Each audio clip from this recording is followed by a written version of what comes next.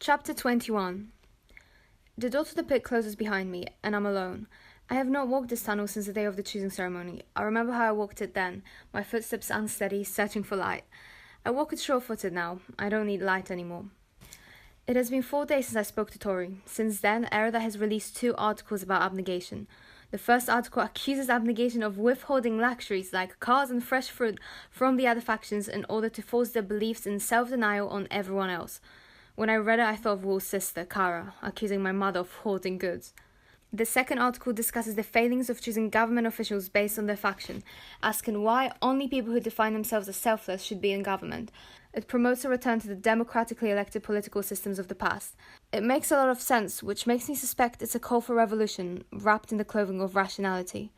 I reached the end of the tunnel. The net stretched across the gaping hole, just as it did when I last saw it. I climbed the stairs to the wooden platform where Thor pulled me to the solid ground and grabbed the bar that the net is attached to. I reached the end of the tunnel. The net stretched across the gaping hole, just as it did when I last saw it. I climbed the stairs to the wooden platform where Thor pulled me to solid ground and grabbed the bar that the net is attached to. I would not have been able to lift my body up with just my arms when I first got here, but now I do it almost without thinking, and roll into the center of the net. Above me are the empty buildings that stand at the edge of the hole, and the sky. It's dark blue and starless. There's no moon. The articles troubled me, but I had friends to cheer me up, and that is something. When the first one was released, Christina charmed one of the cooks in the Dauntless kitchens, and he let us try some cake batter. After the second article, Uriah and Marlene taught me a card game, and we played for 2 hours in the dining hall. Tonight, though, I want to be alone. More than that, I want to remember why I came here, and why I was so determined to stay here that I would jump off a building for it, even before I knew what being dauntless was. I worked my fingers through the holes in the net beneath me. I wanted to be like the dauntless I saw at school. I wanted to be loud and daring and free like them. But they were not members yet. They were just playing at being dauntless, and so was I, when I jumped off that roof. I didn't know what fear was. In the past 4 days, I faced 4 fears. In one, I was tied to a stake and Peter set a fire beneath my feet. In another, I was drowning again, this time in the middle of an ocean, as the water raged around me. In the third, I watched as my family slowly bled to death. And in the fourth, I was held at gunpoint and forced to shoot them. I know what fear is, now. Wind rushes over the lip of the hole and washes over me, and I close my eyes. In my mind, I stand at the edge of the roof again. I undo the buttons of my grey abnegation shirt, exposing my arms, revealing more of my body than anyone else has ever seen. I ball the shirt up and hurl it at Peter's chest. I open my eyes. No, I was wrong. I didn't jump off the roof because I wanted to be like the Dauntless. I jumped off because I already was like them, and I wanted to show myself to them. I wanted to acknowledge a part of myself that abnegation demanded that I hide. I stretch my hands over my head and hook them in the net again. I reach with my toes as far as I can, taking up as much of the net as possible.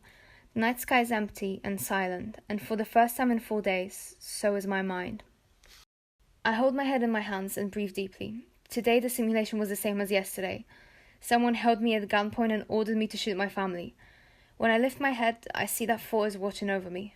I know the simulation isn't real, I say. You don't have to explain it to me, he replies. You love your family, you don't want to shoot them. Not the most unreasonable thing in the world. In the simulation is the only time I get to see them, I say. Even though he says I don't, I feel like I have to explain why this fear is so difficult for me to face. I twist my fingers together and pull them apart. My nail beds are bitten raw. I've been chewing them as I sleep. I wake to bloody hands every morning. I miss them. You ever just miss your family? Thor looks down. No, he says eventually. I don't, but that's unusual. It is unusual. So unusual it distracts me from the memory of holding a gun to Caleb's chest. What was his family like that he no longer cares about them? I pause with my hand on the doorknob and look back at him. Are you like me? I ask him silently. Are you divergent? Even thinking the word feels dangerous. His eyes hold mine, and as the silent seconds pass, he looks less and less stern. I hear my heartbeat. I've been looking at him too long, but then he has been looking back, and I feel like we're both trying to say something the other can't hear, though I could be imagining it. Too long, and now even longer. my heart even louder, his tranquil eyes swallowing me whole. I push the door open and hurry down the hallway. I shouldn't be so easily distracted by him. I shouldn't be able to think of anything but initiation. The simulation should disturb me more. They should break my mind, as they have been doing to most of the other initiates. Drew doesn't sleep. He just stares at the wall, curled in a ball. Al screams every night from his nightmares and cries into his pillow. My nightmares and chewed fingernails pale by comparison. Al's screams wake me every time, and I stare at the springs above me and wonder what on earth is wrong with me that I still feel so strong when everyone else is breaking down. Is it being divergent that makes me steady, or is it something else? When I get back to the dormitory, I expect to find the same thing I found the day before. A few initiates lying on beds or staring at nothing. Instead, they stand in a group on the other end of the room. Eric is in front of them with a chalkboard in his hands, which is facing the other way, so I can't see what's written on it. I stand next to Will. "What's going on?" I whisper. I hope it isn't another article, because I'm not sure I can handle any more hostility directed at me. "Rankings for Stage 2, he says. "I thought there weren't any cuts after Stage 2. I hiss. "There aren't. It's just a progress report. Sort of." I nod. The side of the board makes me feel uneasy, like something is swimming in my stomach. Eric lifts the board above his head and hangs it on the nail. When he steps aside, the room falls silent, and I crane my neck to see what it says. My name is in the first slot. Heads turn in my direction. I follow the list down. Christina and Will are 4th and 6th, respectively. Peter is 2nd, but when I look at the time listed by his name, I realize that the margin between us is conspicuously wide. Peter's average simulation time is 8 minutes. Mine is 2 minutes 45 seconds. "Nice job, Tris," Will says quietly. I nod, still staring at the board. I should be pleased that I'm ranked first, but I know what that means. If Peter and his friends hated me before, they will despise me now. Now I am Edward. It could be my eye next. Or worse. I search for Al's name and find it in the last slot. The crowd of initiates breaks up slowly, leaving just me, Peter, Will, and Al standing there. I want to console Al, to tell him that the only reason that I'm doing well is that there's something different about my brain. Peter turns slowly, every limb infused with tension. A glare would have been less threatening than the look he gives me. A look of pure hatred.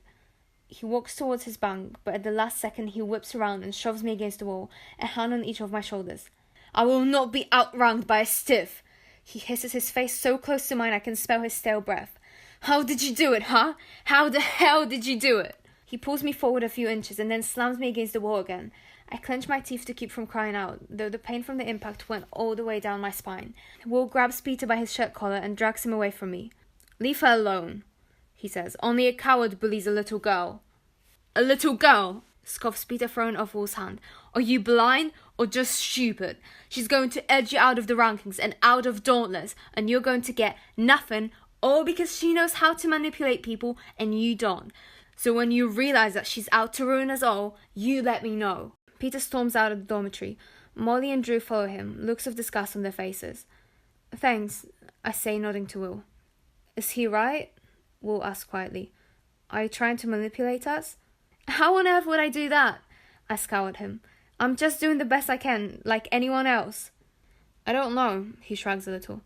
"By acting weak so we pity you, and then acting tough to psych us out?" "Psych you out?" I repeat. "I'm your friend. I wouldn't do that." He doesn't say anything. I can tell he doesn't believe me. Not quite. "Don't be an idiot, Will," says Christina, hopping down from her bunk. She looks at me without sympathy and adds, "She's not acting." Christina turns and leaves without banging the door shut. Will follows. I'm alone in the room with Al, the first and the last. Al has never looked small before, but he does now, with his shoulders slumped and his body collapsing on itself like crumpled paper.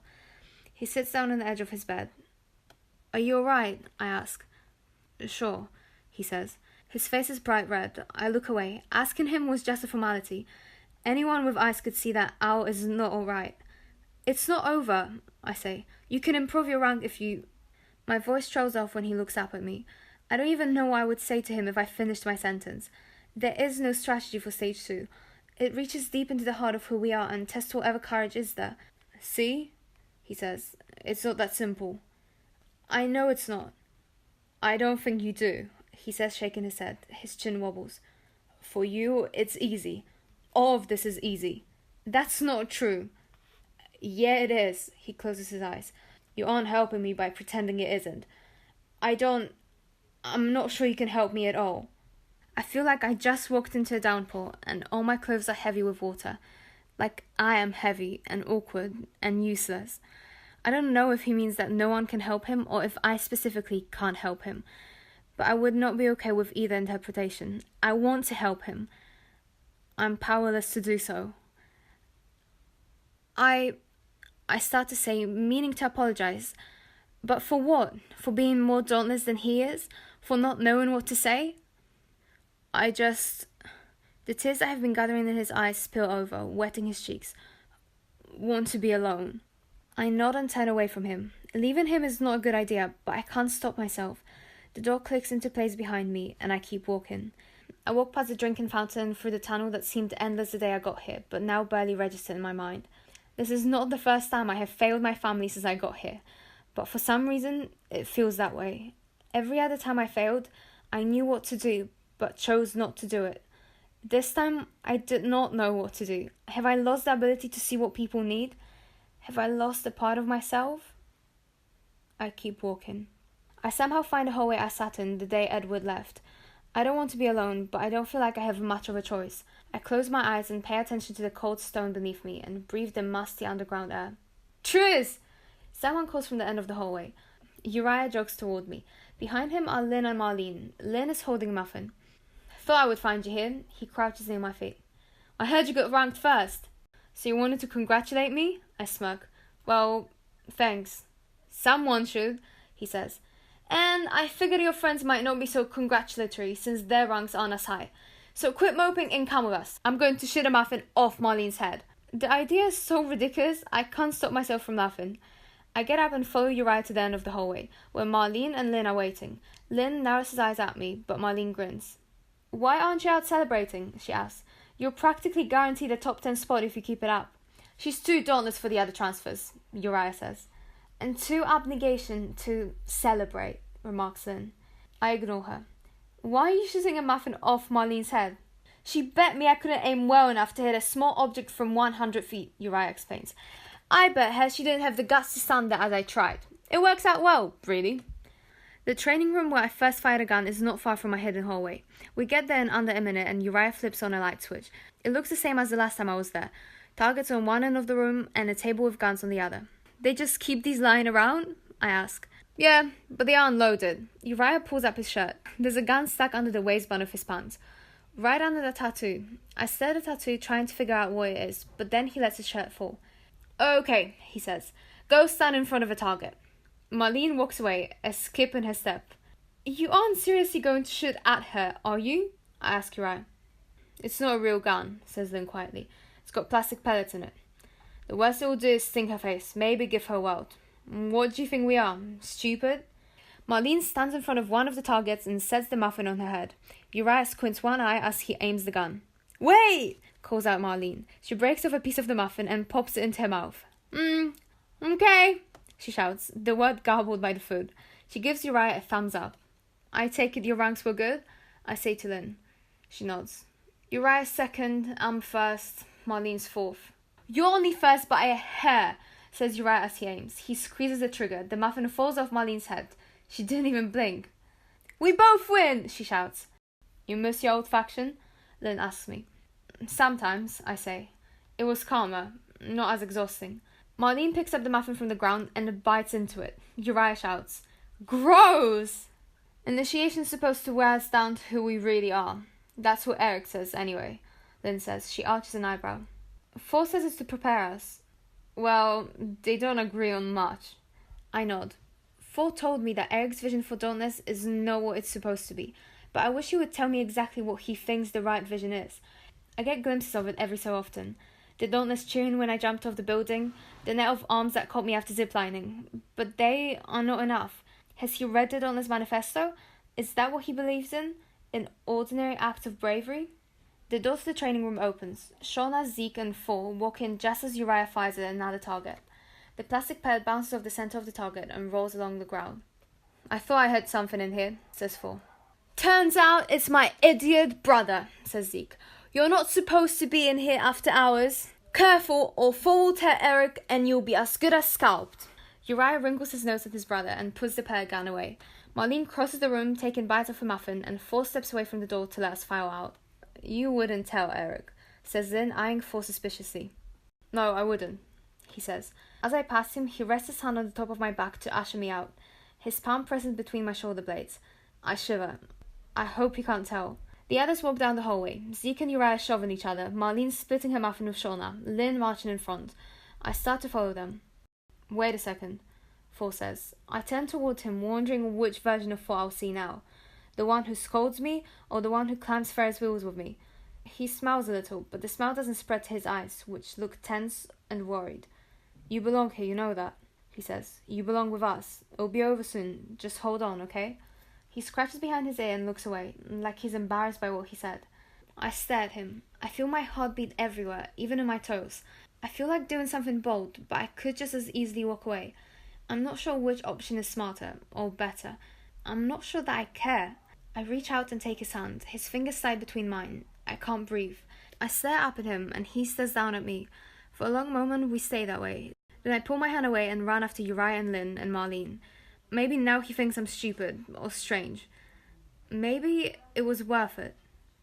I get back to the dormitory before anyone else does, and when they start to trickle in, I get into bed and pretend to be asleep. I don't need any of them, not if they're going to react this way when I do well. If I can make it through initiation, I will be dauntless, and I won't have to see them anymore. I don't need them, but do I want them? Every tattoo I got with them is a mark of their friendship, and almost every time I ever laughed in this dark place was because of them. I don't want to lose them, but I feel like I have already. After at least a half hour of racing thoughts, I roll onto my back and open my eyes. The dormitory is dark now. Everyone has gone to bed. Probably exhausted from resenting me so much, I think with a wry smile. As if coming from the most hated faction wasn't enough. Now I'm showing them up too. I get out of bed to get a drink of water. I'm not thirsty, but I need to do something. My bare feet make sticky sounds on the floor as I walk, my hands skimming the wall to keep my path straight. A bulb glows blue above the drinking fountain. I tag my hair over one shoulder and bend over. As soon as the water touches my lips, I hear voices at the end of the hallway. I creep closer to them, trusting the dark to keep me hidden. So far, there haven't been any signs of it. Eric's voice. Signs of what? Well, you wouldn't have seen much of it yet, someone replies. A female voice, cold and familiar, but familiar like a dream, not a real person.